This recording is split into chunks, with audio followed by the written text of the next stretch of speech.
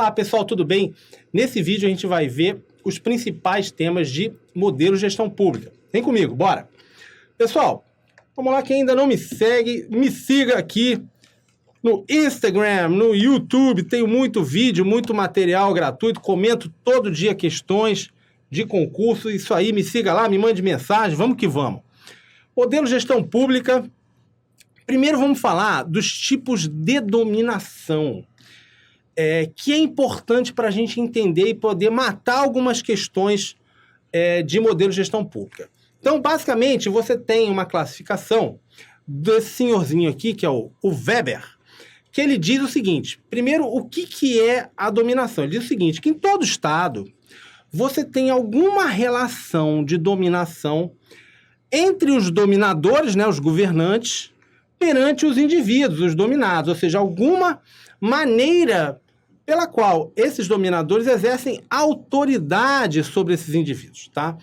Não é simplesmente exercer o poder, ou seja, não é aqui pancada. A gente está falando de aceitação também. Ou seja, não é só você poder mandar, é você ser obedecido, né? Você ter ali, ser visto por aqueles subordinados, não, aqueles dominados, né? Como legítimo, por que aquele cara te segue, por que ele obedece a você, né? E o Weber, então, diz que a dominação seria o somatório do poder com a legitimidade.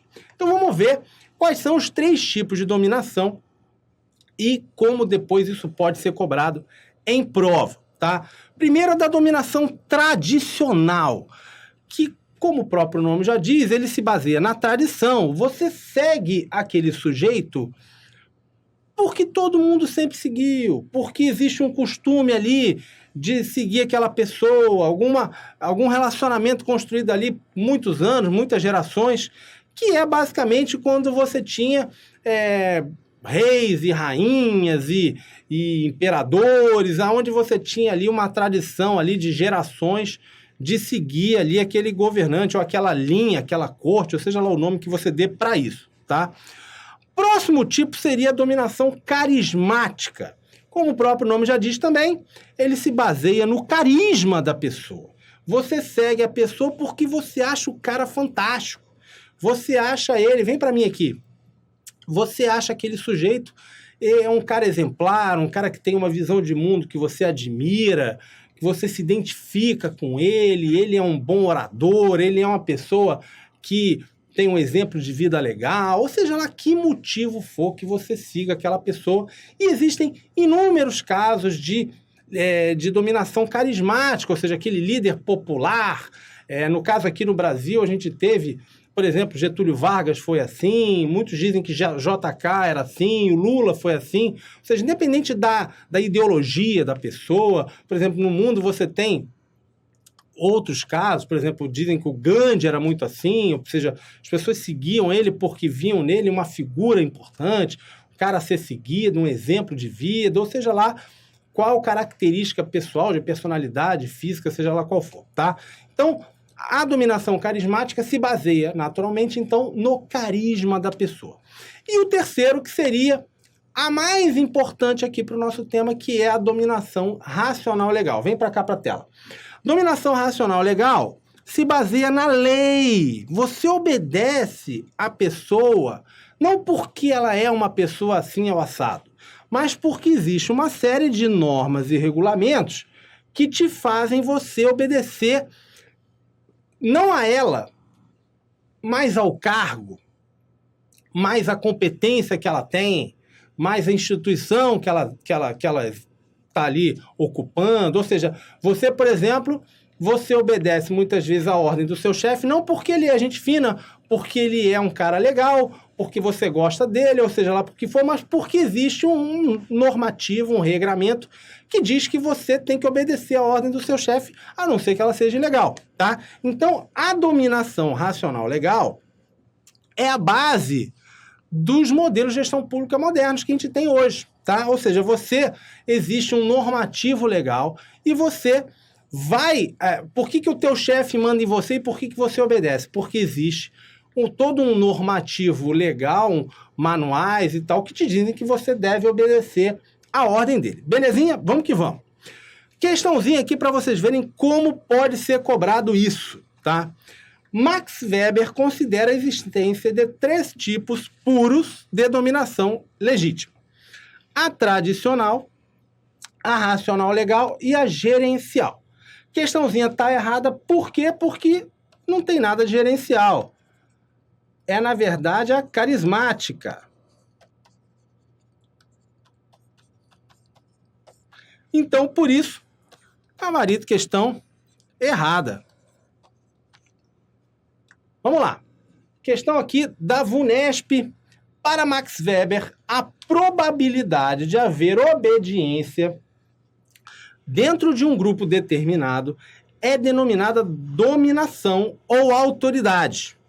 A crença na legalidade de ordens instituídas racionalmente e dos direitos de mando das pessoas a quem essas ordenações foram delegadas pelo exercício da responsabilidade é a base da dominação de caráter, e aí A, B, C, D, E e por aí vai. Pessoal, o que ele está falando aqui? Primeiro está falando da dominação, beleza, e ele está falando na legalidade das ordens instituídas racionalmente. Tá de graça, né? Ou seja, o que ele está falando? Da dominação racional legal, que é a letra C aqui. Ele não fala do legal, mas tá dando para a gente matar aqui tranquilo. Tem nada a ver com behaviorismo, com demagógico, e a gente já viu que não é nem a tradicional e nem a carismática. Letra C, vamos que vamos seguindo aí. Pessoal, agora vamos falar do primeiro modelo, que é o patrimonialismo. Pessoal, patrimonialismo é muito cobrado, cai demais, e é importante para a gente entender também vários outros temas, depois de reformas administrativas e tal. É importante você levar para a tua prova. Então, o patrimonialismo, ele é um modelo de gestão pública muito antigo, muito tradicional. Era um modelo utilizado pelos reis, pelas rainhas, e via o Estado, né, via a coisa pública como algo próprio. Como se fosse uma grande fazenda, onde aquele governante via ali o que é público, o que a gente considera hoje recurso da comunidade, da sociedade, via como algo dele. Então, digamos assim, a ideia do patrimonialismo é essa confusão, essa mistura do que é a esfera pública e a esfera privada, ou seja, o que é realmente do governante e o que é do povo, da comunidade, da sociedade em geral, tá? Então vamos para a tela aqui. Foi introduzido, obviamente, o patrimonialismo no Brasil pela própria administração portuguesa. A gente tem que lembrar que a gente era uma colônia de Portugal. Então, obviamente, qual era o modelo que ia ser implantado aqui no Brasil? O modelo que eles usavam lá. E o Portugal era uma monarquia absolutista, inclusive. Então, aonde o rei, ele via ali aquele Estado como se fosse uma propriedade dele, tá? Então, você tem, como a gente estava falando, uma confusão natural entre o que é o bem público e o bem particular, porque pro rei, pro governante, é tudo a mesma coisa, né? Obviamente, a base da sua dominação é a tradição, como a gente já falou. Ou seja, o que faz ali aquele povo ali obedecer aquele rei? Porque sempre foi feito assim. Para eles aquilo ali é natural. Deus era alguém escolhido, o governante era alguém escolhido por Deus para governar ali. Tinha toda uma ideia tradicional de costume arraigado para fazer com que eles obedecessem àquele governante, tá? Em geral, o que é cobrado em prova, pessoal? Não existiam carreiras organizadas e profissionalizadas no Estado, tá? É uma característica forte desse modelo o nepotismo e a corrupção. Nepotismo, pessoal, vem para mim aqui. É aquela situação onde você nomeia para cargos públicos parentes, filho, nora, amigo do amigo, o filho do amigo, ou seja, aquela situação onde você põe para trabalhar não alguém por mérito ou porque a pessoa é realmente qualificada para fazer aquilo ali, mas por laços familiares e de amizade, tá? E a corrupção não preciso nem explicar, vocês estão cansados de saber, ou seja, roubalheira mesmo, né? Então, esse modelo patrimonialista Um dos problemas, uma das suas características, é porque ele é muito aberto a esse tipo de prática. Beleza? Então vamos lá, volta para a tela aqui. Outra coisa é que a racionalidade era subjetiva. O que isso significa? Que depende muito da opinião, do achismo, da discricionariedade, ou, no caso, da arbitrariedade do senhor. Vem para mim aqui, você não tem tanto a ideia de um enquadramento, uma regra, uma norma que baseia a tomada de decisão do governante. É muito com base no que eu acho, no que eu gosto, no que eu penso que seja o certo. Tá aí, obviamente, morria o rei, entrava outro, mudava muito o jeito de administrar. Então, você não tinha essa ideia da objetividade da lei, de você também seguir, tomar decisões com base em informações, em dados, em estudos, e não em achismos, né? Então, vem para cá. Você tem outro problema, que a justiça fiscal é frágil. O que significa isso, pessoal? Tributava muito os pobres, proporcionalmente, e pouco os ricos, ou seja, ajudava muito a situação dos nobres e dos senhores dominantes. Tá? Então, uma das coisas que existiam muito no patrimonialismo é uma injustiça fiscal, ou seja, injustiça fiscal significa você cobrar mais proporcionalmente do cara que pode menos, beleza? Vamos lá. Falando então, o que você precisa levar para a tua prova? Características principais do patrimonialismo. Esfera pública se confunde com a privada. Tá? Isso daqui é o mais importante. Se você não precisa se você não pode levar outra coisa, leva só isso, que isso aqui vai te ajudar a matar 80% das questões de patrimonialismo. Patrimonialismo é um sistema onde o cara confunde o que é público e o que é privado. Beleza? Sistema fiscal injusto e irracional, que a gente acabou de falar aqui. Cobrava muito de quem podia menos. Falta de profissionalização. Pessoal, isso aqui vem para mim. Não quer dizer que não tivesse ninguém no Estado que tivesse qualificação, não é isso. O que está querendo dizer aqui é que você não tinha um processo sistemático, não só de contratação, como a gente tem hoje, né? Vocês têm hoje o Instituto do Concurso Público. Vocês sabem, primeiro, o que vocês têm que estudar, depois vocês sabem que é uma regra, em teoria, isonômica, né? Meritocrática, que vai tentar contratar ali aquelas pessoas mais qualificadas. Não existia isso na época. Não só para contratação, como também para promoção da pessoa dentro da máquina. Então, você tinha um caso a caso. Então, algumas pessoas qualificadas acabavam entrando, outras não. Isso dependia sempre do bom humor ali do governante, dos laços de amizade, dos laços de familiares e por aí vai, tá? Volta para cá. Vamos lá. Tendência à corrupção e ao nepotismo, racionalidade subjetiva, basicamente o achismo, né? Eu acho isso, eu quero aquilo, eu gosto daquilo. E falta de rede de proteção social. Pessoal, o que é rede de proteção social? Vem para cá.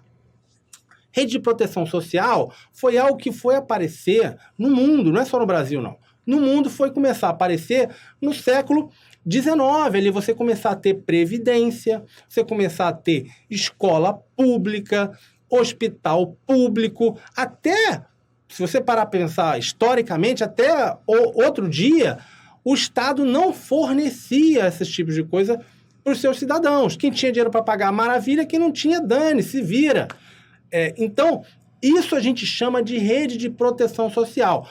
É o Estado fornecer uma série de serviços públicos para quem necessita mais, né? Aquela pessoa que tem necessidade, ela teria esse atendimento gratuito, ou seja lá o que for, tá? Então, rede de proteção social é algo que foi aparecer já da burocracia para frente, não existia no modelo patrimonialista. Volta para cá. Pessoal, vamos lá. De acordo com o Weber, o quadro administrativo da dominação tradicional, em seu tipo puro, faltam. O que faltava, então, ao patrimonialismo? A competência fixa segundo regras objetivas, hierarquia racional fixa, nomeação contratada por contrato livre e promoção regulada, formação profissional e, às vezes, nem salário fixo tinha. Ou seja, o que significa isso? Vem para cá. Muito comum antigamente você ter no patrimonialismo a negociação de cargos. Você, por exemplo, queria ser fiscal de renda na tua cidade. Vamos imaginar que você morasse em Salvador. E aí você negociava isso com o governante ou com algum representante dele para você ser nomeado ali. E aí, às vezes, o que você ganhava era uma participação no que você arrecadava. Ou seja, você não tinha essa noção de profissionalização da pessoa ter um salário fixo, ser remunerado em dinheiro, ter ali uma noção de carreira, de hierarquia. Isso foi aparecer de maneira sistemática no modelo burocrático, que é o que a gente vai ver daqui a pouquinho. Vamos lá. Vamos praticar primeiro aqui, questãozinha. O patrimonialismo normal inibe a economia racional não apenas por sua política financeira, mas também por peculiaridades de sua administração, entre as quais se pode citar a ausência típica de um quadro de funcionários com qualificação profissional formal.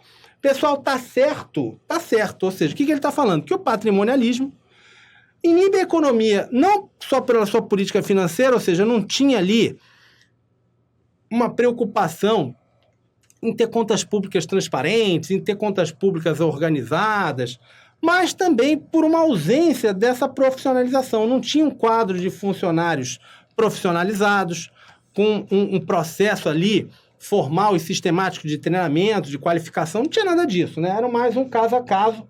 Você, então, a questão aqui está certa. Vamos lá. Questão aqui, entre as características do modelo de gestão administrativa patrimonialista, pode ser apontado em uma análise crítica, letra A, a ausência de carreiras administrativas, bem assim de clara distinção entre o patrimônio público e privado. Tá certo, pessoal? Tá certo. Ou seja, você tinha, em geral, uma ausência de carreiras administrativas e também você não tinha, ou seja, ele está falando ausência e ausência aqui também, né? De clara distinção entre o patrimônio público e privado, por isso o gabarito é letra A. Vamos lá, letra B de bola. Excesso de verticalização e padronização dos procedimentos. Pessoal, a gente ainda não viu aqui burocracia, mas padronização de procedimento é algo relacionado com o modelo burocrático, não com o modelo patrimonialista. Padronização de procedimento significa que você tem ali um passo a passo. Quem já trabalhou talvez já tenha visto isso, um manual, um procedimento operacional padrão, POP, como a gente chama, que é um modo como aquele trabalhador deve fazer aquela atividade. Isso não tinha no modelo patrimonialista, né? Letra C, a estrutura hierárquica inflexível, isso aqui não existe, né? Já está errado logo de cara.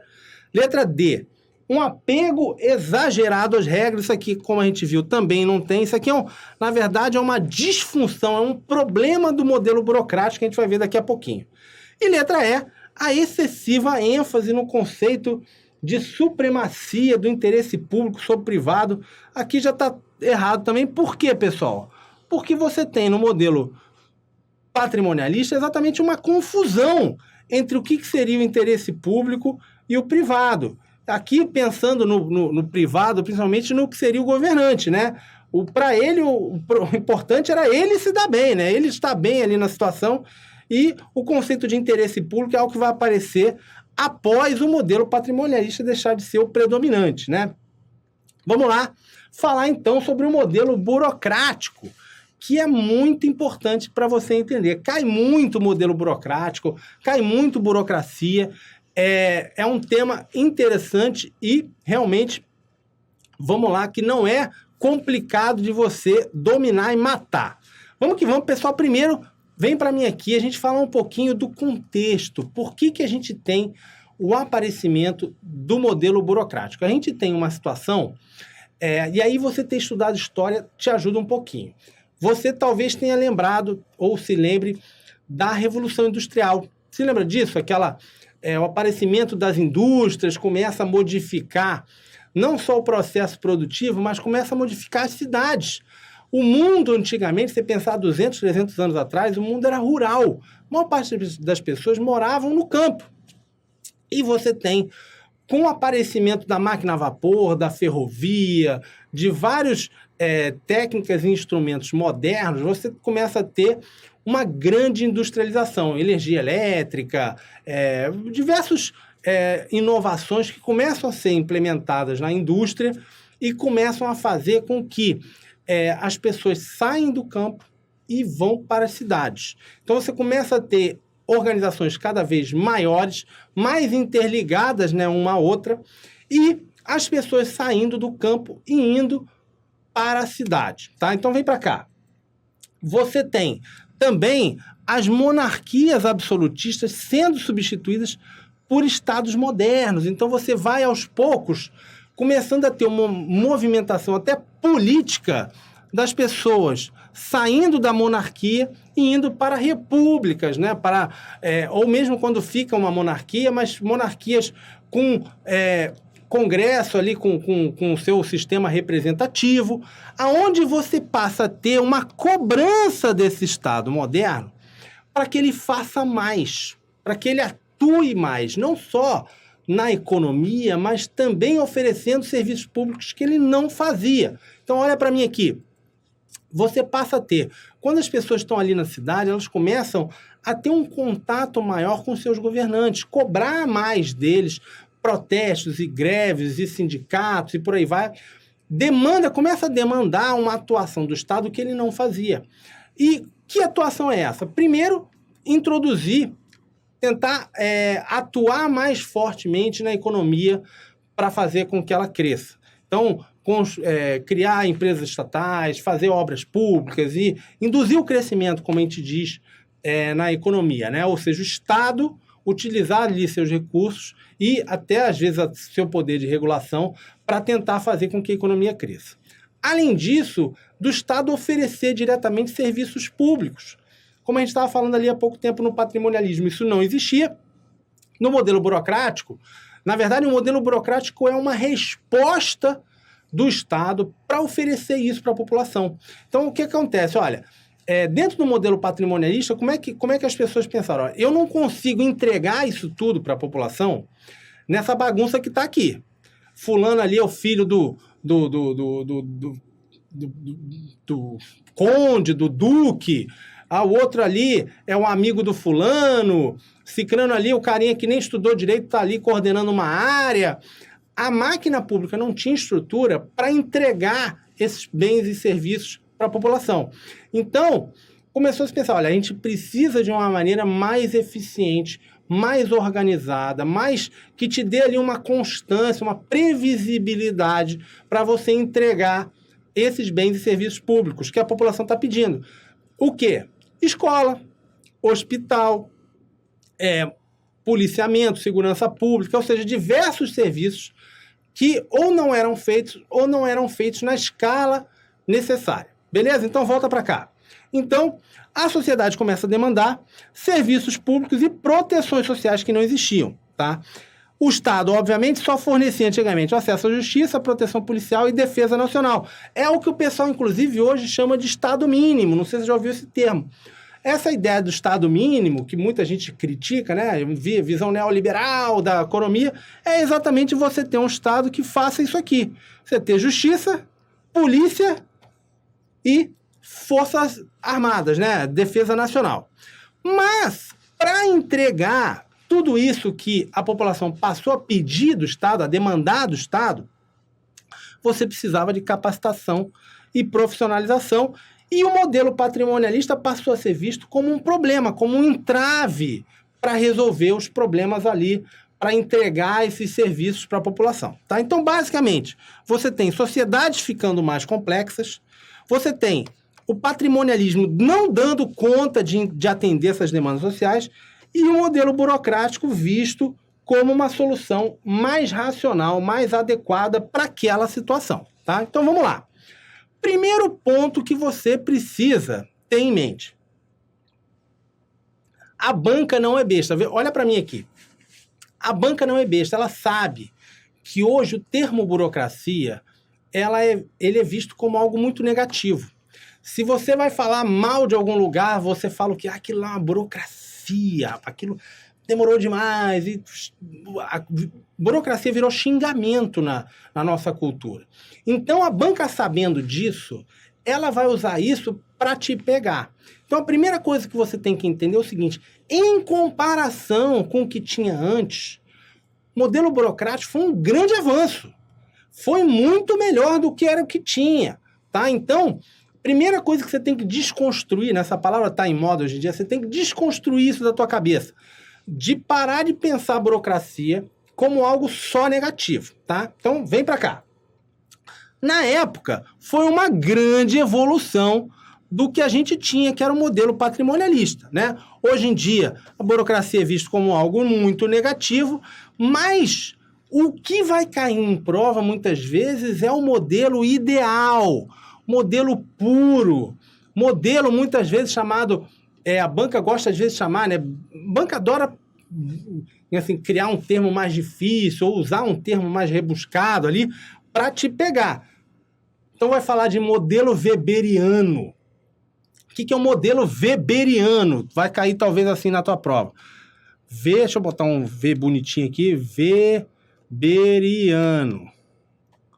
Modelo weberiano é um modelo ideal do Weber. É um modelo que ele pensou ali o que seria um ideal de gestão pública. Então, na hora que ela falar de modelo weberiano, a burocracia é só coisa boa, só tem coisa legal. Ou seja, seria um modelo mais racional, seria mais eficiente na busca dos seus objetivos, tá? E realmente possibilitou um grande avanço, um Estado mais atuante, muito mais capacitado do que tinha. Olha para mim aqui, lembra sempre disso. Se você pensar o Brasil, 1900, se eu não me engano, São Paulo tinha, acho que era 100 mil habitantes, 80 mil habitantes na virada do século. 100 mil habitantes, hoje tem 22 milhões de pessoas morando ali. 80% da população brasileira vivia no campo. Então, que tipo de serviço o Estado naquela época prestava? Muito pouca coisa. Não tinha muita oferta de serviço público, o Estado era muito menor, tá? E na hora que você precisa ter um Estado mais atuante, fornecendo um monte de serviço público, você precisa de quê? De organização, você precisa de capacitação, de mais profissionalismo, tá? Isso veio com o modelo burocrático. Vamos lá. Vamos que vamos. Características da burocracia, pessoal. O que veio? O que veio de novo? E aqui tem coisa importante para você não deixar de levar para a tua prova. Primeira coisa é o seguinte: a autoridade é expressa em leis. Você não segue o fulano, você segue o cargo do fulano, né? Você segue, por exemplo, uma ordem do presidente da República. Você não segue a Dilma, ou o Bolsonaro, ou o Lula, ou o Fernando Henrique Cardoso. Você segue uma ordem do cara, seja ele qual for, que naquele momento é o presidente da República, ponto final. Tá? Ponto final. Ele ocupa aquele cargo ali de ministro, de secretário e tal. Então, quem tem a competência é o órgão, é o cargo, não é a pessoa, tá? Outra coisa muito importante: comunicação padronizada. Olha para mim aqui. No modelo burocrático, uma das coisas que fez, e aí a gente tem que lembrar, né, gente, que isso o cara criou lá atrás, não tinha Zap, não tinha e-mail, não tinha nada disso, né? Então, você tinha uma realidade onde você não tinha telefone, você não tinha nada. Então, você tinha que fazer uma maneira de que a comunicação não tivesse muita barreira entre ela. Ou seja, como é que eu faço para mandar uma mensagem daqui, por exemplo, para São Paulo, um cara que ocupa um cargo lá, e aquilo ali chegar legal. Então, você tinha uma formalização, uma formalidade no modo de se comunicar, que era... Quem já trabalhou num órgão público, com certeza vai reconhecer. Memorandos, circulares, ofícios, avisos e portarias. Tudo isso é o quê? É uma forma de se comunicar. Seja com o teu superior, seja com outro órgão, seja com o próprio usuário do serviço público, a sociedade em geral, seja lá quem for. Isso tudo vem do modelo burocrático. Como você padronizar o modo de se comunicar. Hoje a gente vê isso muito como uma burocracia, né? Porque hoje em dia a comunicação ficou muito mais fácil com os avanços tecnológicos. Mas lembra que lá atrás isso foi um grande avanço, ok? Então volta para cá. Controle de procedimentos. Isso aqui cai demais, pessoal. Cai demais isso aqui, principalmente porque depois a gente vai ver o tal do controle por resultados. Controle por procedimento é o seguinte: o servidor público, dentro do modelo burocrático, isso funciona assim, basicamente, até hoje, tá, gente? Muitas das coisas do modelo burocrático continuam valendo. Olha para mim aqui. Ele é cobrado se ele seguiu as regras, se ele seguiu aquele passo a passo. Então, ele não é cobrado pelo resultado que vai dar aquela ação lá na frente. Por quê? Porque a burocracia não controla isso. Ele controla o quê? Se você seguiu a regra, se você seguiu o prazo legal, se você seguiu todos aqueles trâmites que são exigidos de você.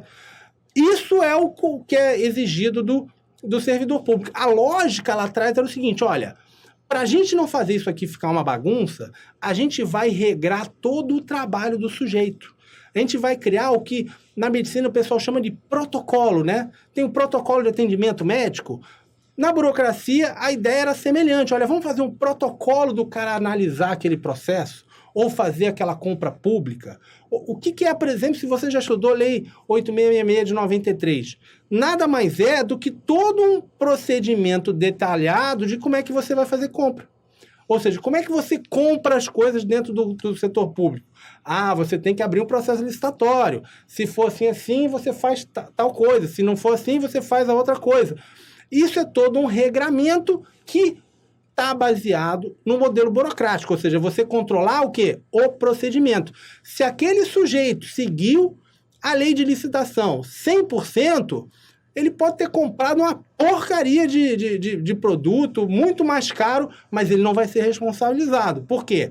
Porque ele seguiu a regra ali que manda ele seguir, tá?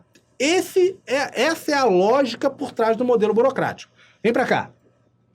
Outra ideia era da isonomia no tratamento. Você ter um tratamento isonômico, você não ter favorecimento, você não ter, digamos assim, você ter possibilidades e oportunidades para todo mundo, você tratar as pessoas de acordo com as suas necessidades, aquela ideia de você tratar diferente os diferentes, né?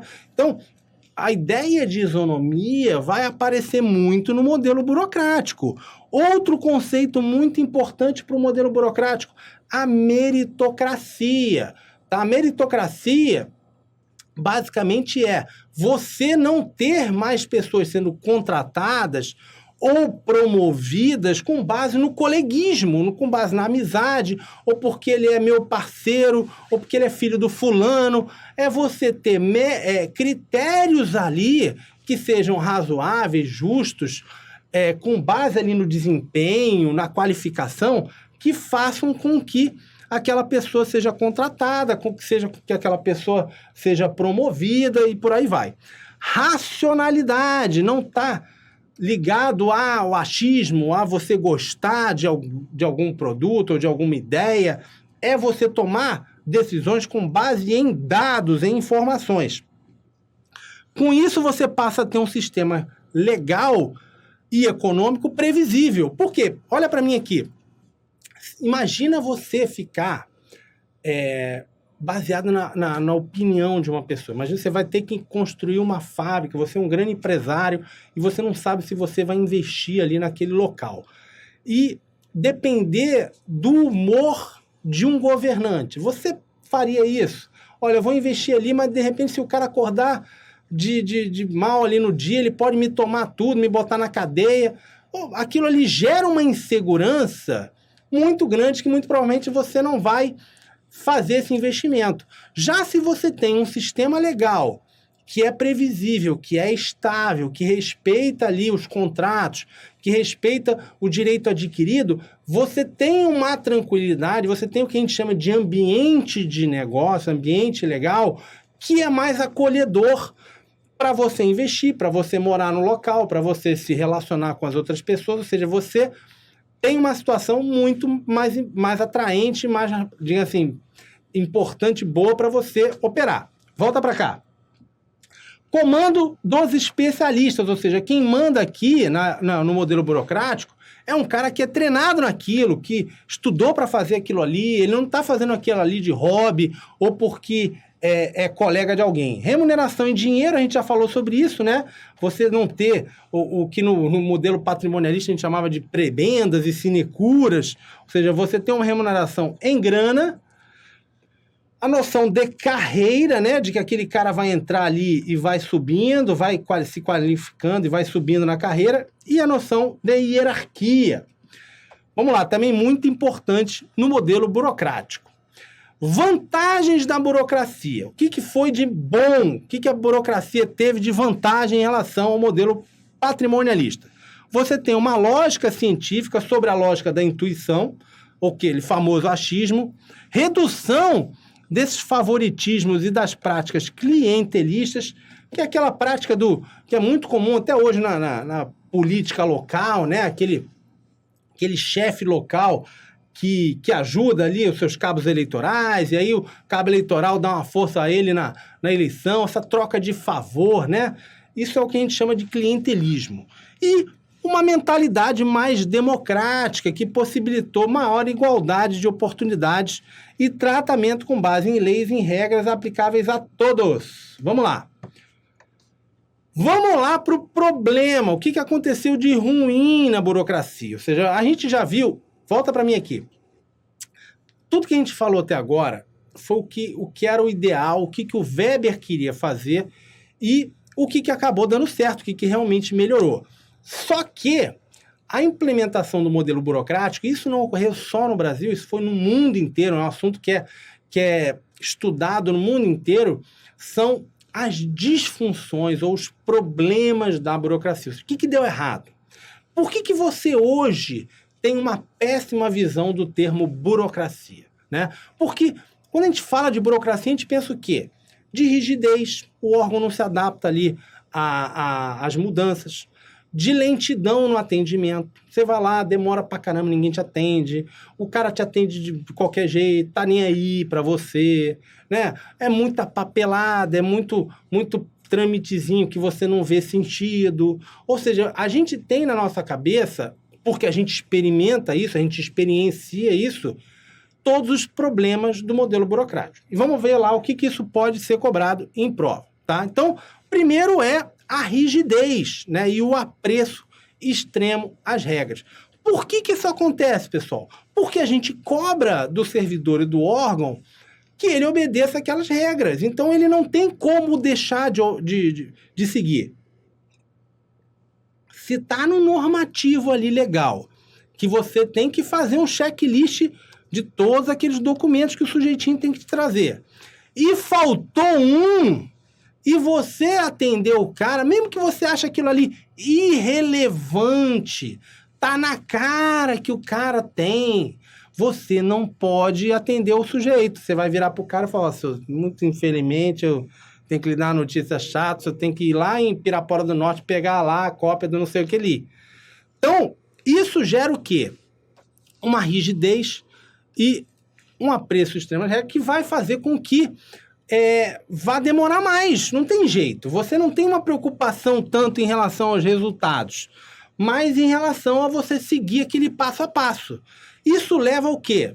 A uma falta de criatividade, a ineficiências, lentidão, tá? Então, você olha para mim aqui. Existe no modelo burocrático um problema seguinte, que como a gente, em geral, tem que obedecer sempre a regra, e aquela regra muitas vezes está em leis, está em decretos, está em instruções normativas e tal, a inovação, por característica, por natureza, é algo legal. Então, você mudar as coisas no setor público é mais complicado do que no setor privado. Vem para cá. Vamos lá. Perda da visão global da organização. Você começa essa divisão do trabalho que a gente tem, ou seja, você tem uma organização e ela está ali dividida em diversos ministérios, cada ministério tem um monte de secretaria, e aí cada secretaria tem um monte de coordenação, e aí a coordenação tem um monte de chefe de divisão, Isso faz com que você só, por exemplo, vamos imaginar que você é esse sujeitinho aqui, ó, que eu estou pintando aqui, ó. Você só vai conviver com essa galera aqui, ó. Com o tempo, você não tá nem aí, não sabe o que o cara ali desse órgão 2 aqui tá fazendo. Você não tem nem ideia, você não sabe o que ele precisa, quais são as dificuldades dele, aonde você realmente pode ajudá-lo, no que você, no teu trabalho, acaba impactando o lado de lá. Ou seja, você passa a ter uma visão microscópica, cada um na sua caixinha, como a gente fala no popular, né? E a preocupação com o cliente vai ao quase zero, né? Não está nem aí com o que o cliente vai receber. Ou seja, você começa a ter uma visão, como a gente chama na literatura, autorreferenciada. Você só olha para dentro, você olha só para o teu problema ali, tá? Então, essa perda da visão global da organização faz com que as pessoas não tenham em mente a necessidade do cliente ou dos outros órgãos ali daquela organização, daquela instituição. Lentidão no processo decisório. Todo esse apego às regras, à formalidade, a comunicação ser muito formalizada também, você faz com que demore o processo decisório. Porque para pensar, olha para mim. Por exemplo, no meu órgão, eu trabalho num órgão que tem aproximadamente umas 400 pessoas. E o órgão, obviamente, analisa inúmeros processos, milhares de processos por mês. Cada um desses analistas, desses 400, analisa ali, imagino, 5, 8 processos dia. Todos esses processos precisam, para terem eficácia, para terem validade, da assinatura de uma pessoa. Óbvio que acaba levando ao quê? A uma lentidão. O cara é humano, não tem 45 horas no dia dele. Então, isso vai fazer com que ele demore para analisar cada um desses processos e muitas vezes vai assinar sem nem analisar direito. A verdade é essa, né? Então, a gente tem muitas vezes no setor público e no modelo burocrático, a gente fala setor público porque o setor público ainda está muito baseado no modelo burocrático, uma lentidão, porque a informação precisa sair de você, aí você manda o memorando para o teu chefe, aí o teu chefe manda para cima, aí às vezes vai cair na mesa ali do cara que tem que tomar a decisão, e aí obviamente o cara tem 500 coisas para tomar a decisão e demora. Primeiro, para decidir, precisa saber lá, ler aquele negócio, entender. Então, isso é uma característica negativa do modelo burocrático. Vem para cá. Excessiva formalização, que a gente já falou em parte disso, ou seja, essa formalização que foi boa lá atrás para dar uma padronização,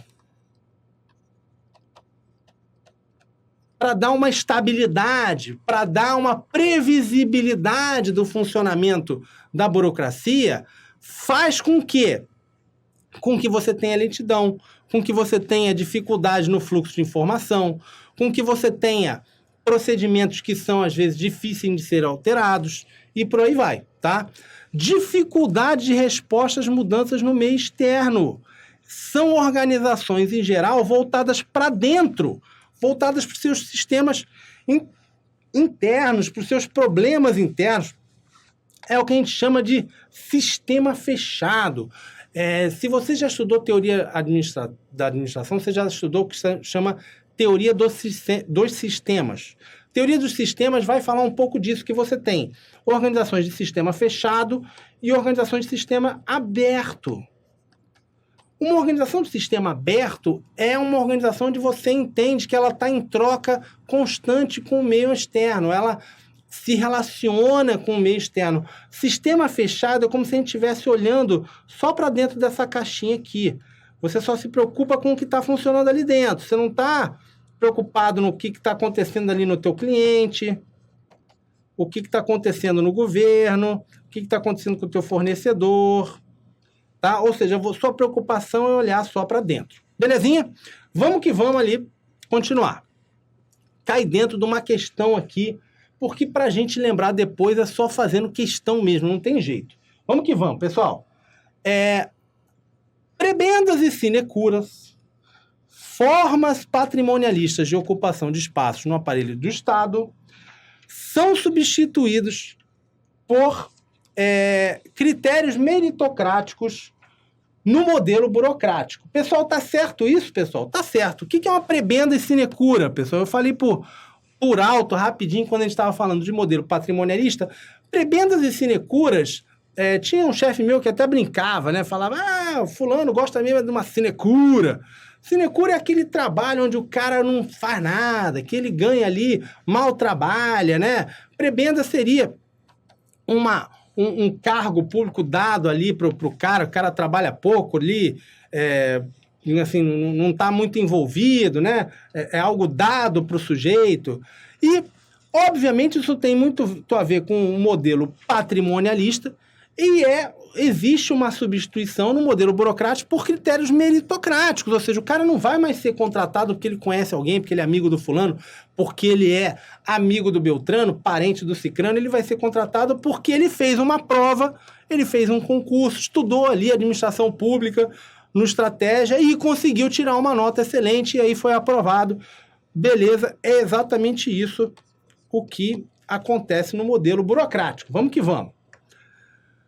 A administração pública burocrática substituiu a administração patrimonialista, na qual o Estado era entendido como propriedade do rei e em que não havia clara distinção entre o patrimônio público e o privado.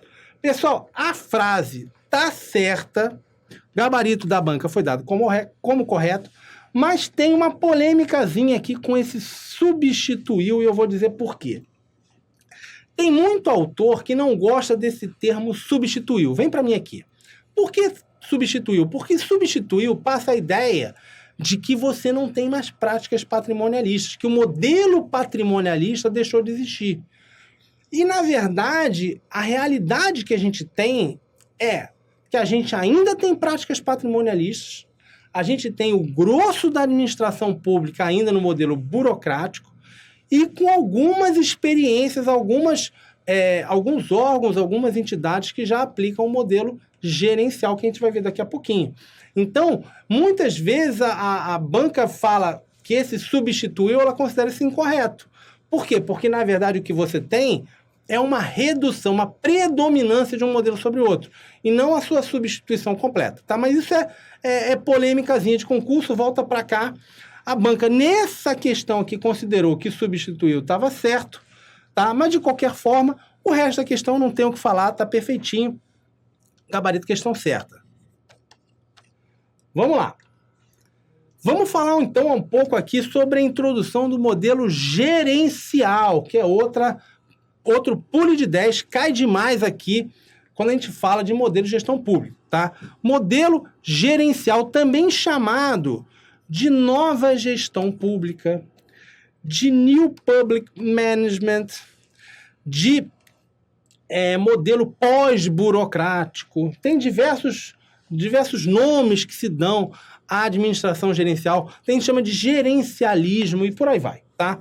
Mas, de qualquer maneira, o que aconteceu, pessoal? Você tinha uma crítica recorrente ao modelo burocrático, dizendo que o Estado estava muito inchado, que estava lento, que não entregava ali os serviços públicos do jeito que deveria entregar. E você teve também uma convergência de diversos problemas no mesmo tempo.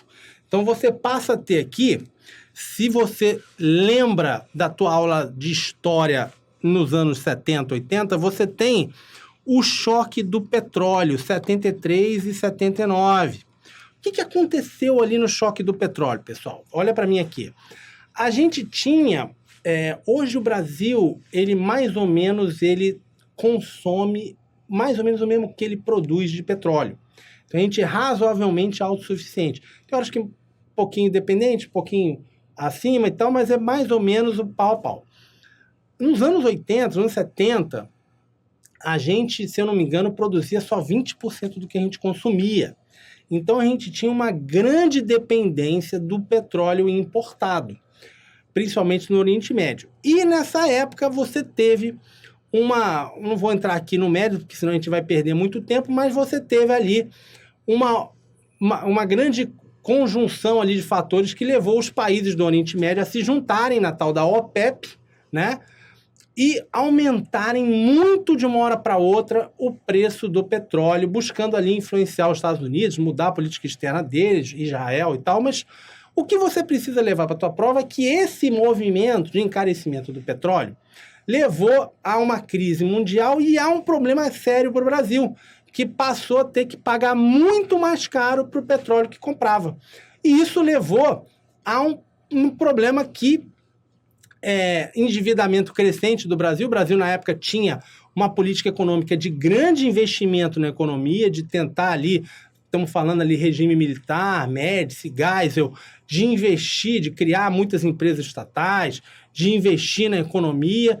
E esse endividamento do Brasil fez com que a gente fosse desembocar na década de 80 na crise da dívida e o que a gente chama de década perdida. Ou seja, uma década onde a gente cresceu muito pouco, com uma dificuldade de crescer economicamente e uma crise de Estado. Se você tem menos dinheiro, menos crescimento, faz com que o Estado tenha menos dinheiro sobrando e mais dificuldade ainda de entregar os serviços públicos com qualidade.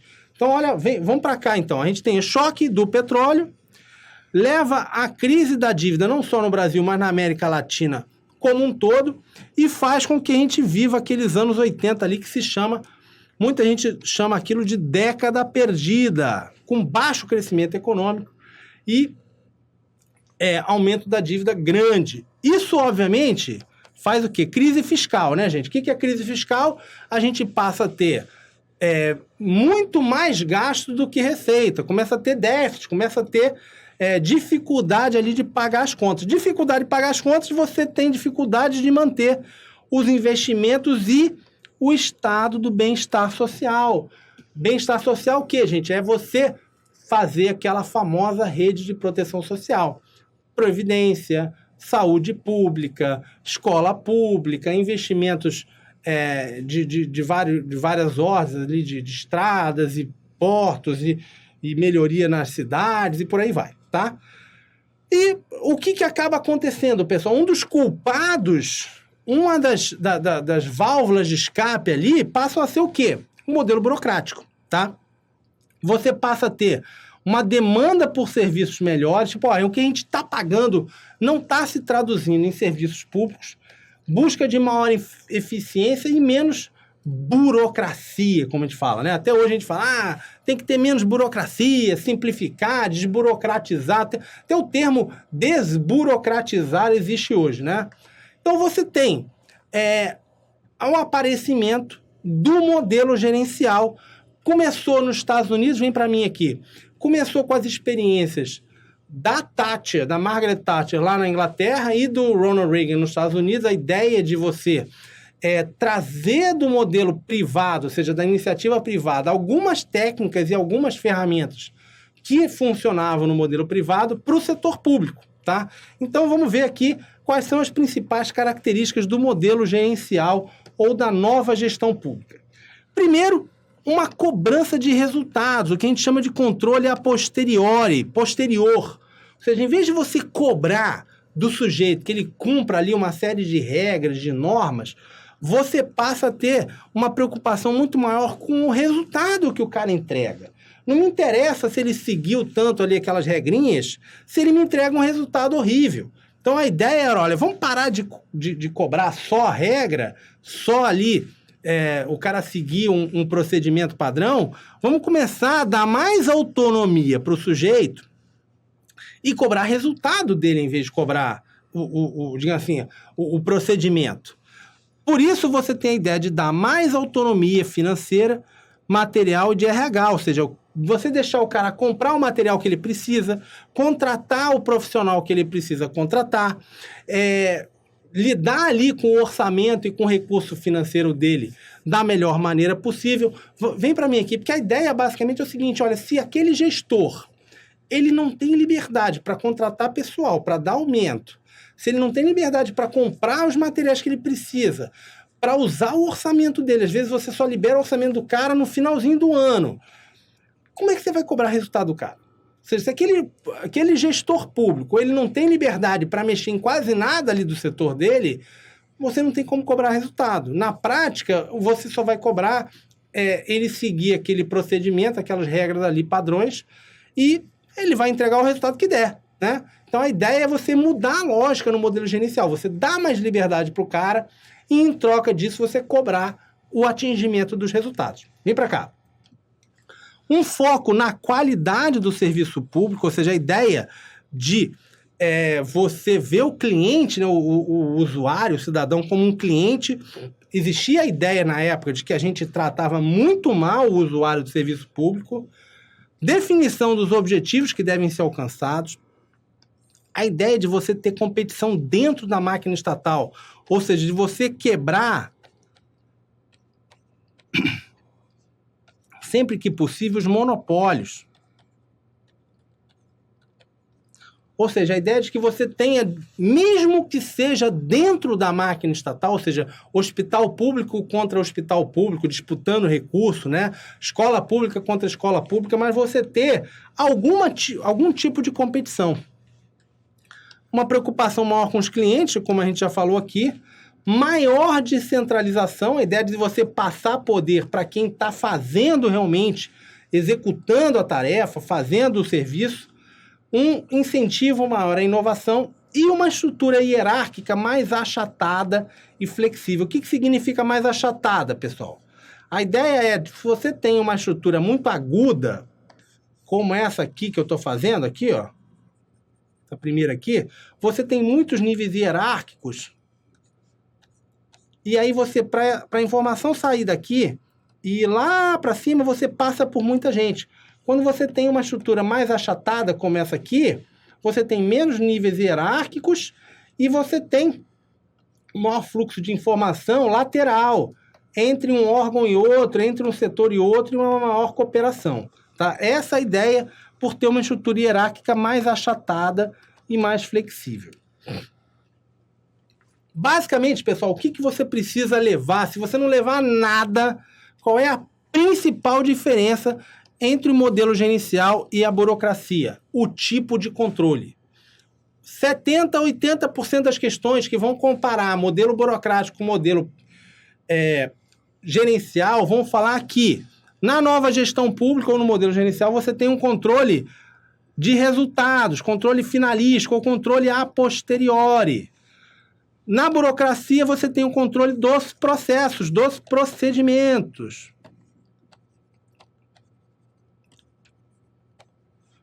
Ou a priori, ou seja, antes, preventivo. E aqui você tem posterior, de resultados. Se você levar isso para a tua prova, você já mata pelo menos umas 70%, 80% das questões que vão comparar um modelo burocrático com um modelo gerencial ou a nova gestão pública. Belezinha? Vamos lá. Questãozinha para a gente não perder o hábito. A administração pública burocrática se alicerça em princípios como profissionalização, treinamento sistemático, impessoalidade e formalismo, que são abandonados à medida que a administração pública gerencial, calcada na eficiência e na eficácia, se sobrepõe ao modelo burocrático. Pessoal, vem para mim aqui. Primeira coisa que você tem que lembrar e levar para a tua prova é o seguinte: o modelo gerencial não queria acabar com tudo do modelo burocrático. Não queria terra arrasada. É visto muito mais como uma evolução, como uma correção de rumos do modelo burocrático, do que uma ruptura, tá? Então, boa parte dos princípios do modelo burocrático vão continuar no modelo gerencial. O apreço às leis, ou seja, você tem um sistema de leis e regras que são seguidos, você tem meritocracia, você tem isonomia, você tem, digamos assim, você tem profissionalização, diversos aspectos do modelo burocrático vão ser aproveitados no modelo gerencial. Então vamos voltar para a questão aqui. A administração pública burocrática se alicerça em princípios como profissionalização, treinamento sistemático, impessoalidade e formalismo, que não são abandonados à medida que a administração pública gerencial, que é calculada lá, se sobrepõe ao modelo burocrático. Ou seja, não existe ruptura.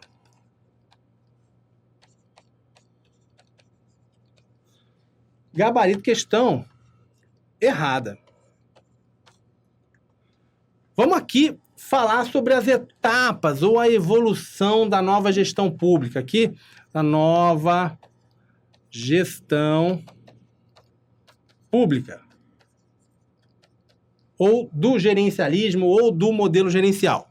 Pessoal, a gente tem 3 etapas. O gerencialismo puro, o consumerismo e o PSO, que a gente vai falar melhor cada um deles aqui.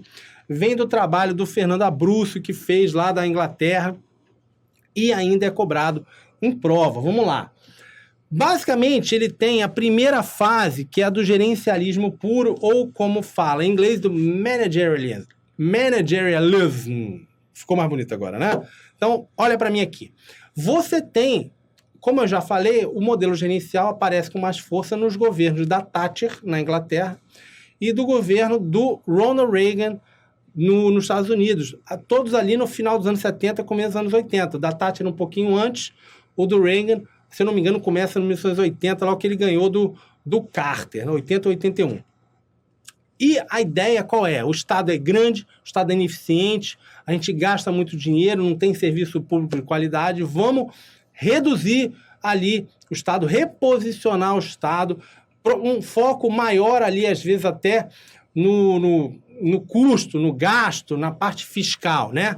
O Reagan falava muito o seguinte, olha, que o governo não pode ser o seu problema, tirar o governo das tuas costas, o que ele chama lá de rolling back the state, ou seja, de voltar o Estado ao papel que ele tinha anteriormente. Vem para cá, aqui para a tela. Então, a gente tem essa ideia que, lembrando que esses 2 governantes aqui eram conservadores, né?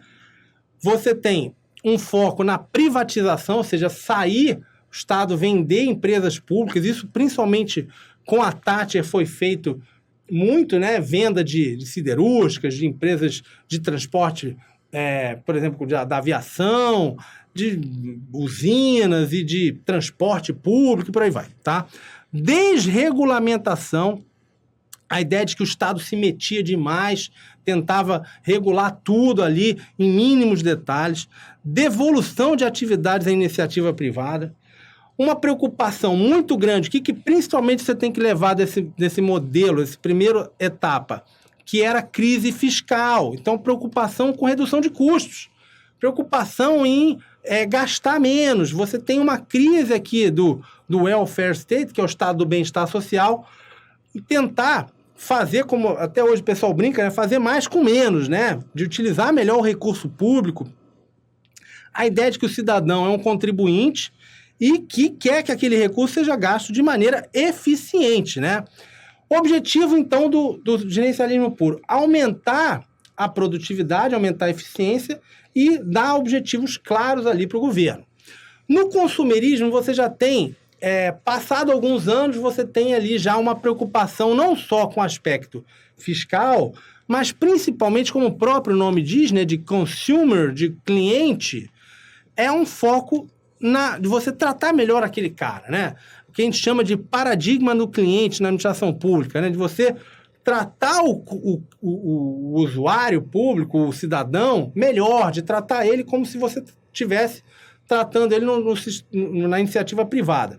Dá mais autoridade, descentralização aqui, principalmente para quem atua ali na linha de ponta, um aumento da competição dentro do Estado, quebra de monopólio e a gestão por resultados, você passar a fazer a contratualização, ou seja, você passar a ter um pacto entre o gestor e o seu subordinado, ali, o ministério que ele está vinculado, para que ele tenha autonomia em troca de se, digamos assim, pactuar ali um resultado que ele tem que atingir.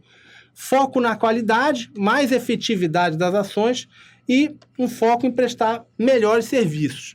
E você passa para o PSO, onde você passa a ter essa visão não só de cliente, porque a ideia é o seguinte, olha, não adianta a gente pensar no cidadão como um cliente, que ele não é só cliente. Ele também tem deveres, também tem que influenciar ali quais são as diretrizes políticas, quais são, para onde que o Estado deve ir, ou seja, ele é muito mais do que um cliente, ele é um cidadão. Então, você ter uma preocupação maior ali com a isonomia, com o bem comum, essa ideia de que você tem ali, não só o cara tendo direitos, mas tendo também deveres, ter que participar ali, a ideia de participação política, de influenciar ali na direção que o Estado vai. A ideia de que a descentralização auxilia o processo de participação e, principalmente, a ideia de accountability. O que é accountability, pessoal? Vem para mim aqui. Accountability é essa ideia de que o agente público ele deve prestar contas do que ele faz, ele deve ser transparente, ele deve ser responsivo, deve responder ao cidadão, à sociedade, assim, por que ele tomou aquelas decisões, onde que ele gastou o recurso público, como as coisas estão funcionando ali dentro do órgão dele. Ou seja, a ideia de que o cara ele não faz, que legal que ele fez, não, ele tem obrigação de prestar essas informações, ele tem obrigação de responder aos desejos e aos anseios da sociedade, tá? Então, esse termo aqui é um termo em inglês e que está muito relacionado a essa outra etapa, essa última etapa do modelo gerencial. Pessoal, então só para a gente resumir aqui rapidinho, a gente tem o gerencialismo puro mais focado em custos, né, o problema fiscal e a eficiência, o consumerismo, né, preocupação do cliente usuário, foco na qualidade, e o PSO aqui, o Public Service Orientation, um foco na accountability, na participação social e na equidade e na justiça. Vamos lá ver questõezinhas de concurso. Vamos que vamos. Vamos lá. A ênfase da administração pública gerencial recai sobre o controle do processo em detrimento do resultado. Pois, segundo esse modelo, é por meio do acompanhamento dos indicadores de tendência que os objetivos fixados são alcançados. Pessoal, vamos lá. Ele está falando aqui de administração pública gerencial, de nova gestão pública. E ele está falando que o foco é o controle do processo? Não, o controle do resultado. Esse é o foco. É o contrário, né? O foco é no controle do resultado, ao contrário do controle de processo. Então, por isso, a questão está errada. Vamos lá, mais uma questão aqui. Na administração pública, letra A, o gerencialismo puro é um dos modelos gerenciais que busca o aumento da participação social a partir da utilização de instrumentos de transparência. Pessoal, o gerencialismo puro é a primeira etapa. Primeira etapa, a preocupação era com custo, preocupação fiscal, eficiência. Não estava focado aqui em transparência ainda, participação social, isso vai aparecer só no PSO. Vamos lá, B. A burocracia é caracterizada pelo controle de procedimentos, que alinha os objetivos da organização aos resultados a serem alcançados. Pessoal, até aqui tá beleza. Só que a burocracia não alinha os objetivos da organização aos resultados. Ou seja, não existe essa preocupação com o resultado. Esse é, inclusive, um dos problemas da burocracia. Você tem muito foco ali em regras e procedimentos e uma baixa preocupação com o que vai ter de resultado ali na frente. Letra C. O Public Service Orientation é um dos modelos burocráticos, já está errado logo aqui, é um modelo da nova gestão pública. Vamos lá, letra D de dado. O patrimonialismo é caracterizado pela interpermeabilidade entre os patrimônios público e privado de líderes carismáticos. Até aqui estava bonitinha a questão, só que aqui líderes carismáticos não tem nada a ver, né? O patrimonialismo não precisa de líderes carismáticos. Eles podem até existir, mas não é isso que é necessário, não é o que caracteriza o patrimonialismo. Então, obviamente, só sobrou a letra E, só pode ser o nosso gabarito, que fala o consumerismo é um dos modelos gerenciais que busca a qualidade e a efetividade de serviços públicos. Bonitinho, é o nosso gabarito. Vamos que vamos. Pessoal, e aí a gente desemboca no último modelo, que é o modelo de governança pública, que é um modelo que passou a ser visto como uma alternativa possível ao modelo gerencial. Muita gente passou a criticar o modelo gerencial. Vamos lembrar aqui, é bom a gente ter isso em mente para você entender quando é que foi tentado ser implementado o modelo gerencial no Brasil. Na reforma do plano diretor, do PDRAE, significa Plano Diretor da Reforma do Aparelho do Estado, que apareceu em 1995 no governo Fernando Henrique Cardoso. Fernando Henrique Cardoso, governo do PSDB e tal.